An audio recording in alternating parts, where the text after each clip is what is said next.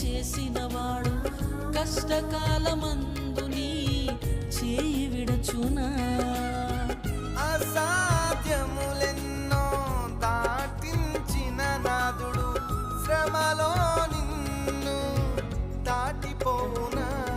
సియోను దేవుడే నిన్ను సిగ్గుపడనివ్వడు, కనికరపూర్ణుడే నీ కన్నీరు తుడుచును. సియోను దేవుడే నిన్ను సిగ్గుపడనివ్వడు, కనికరపూర్ణుడే నీ కన్నీరు తుడుచును.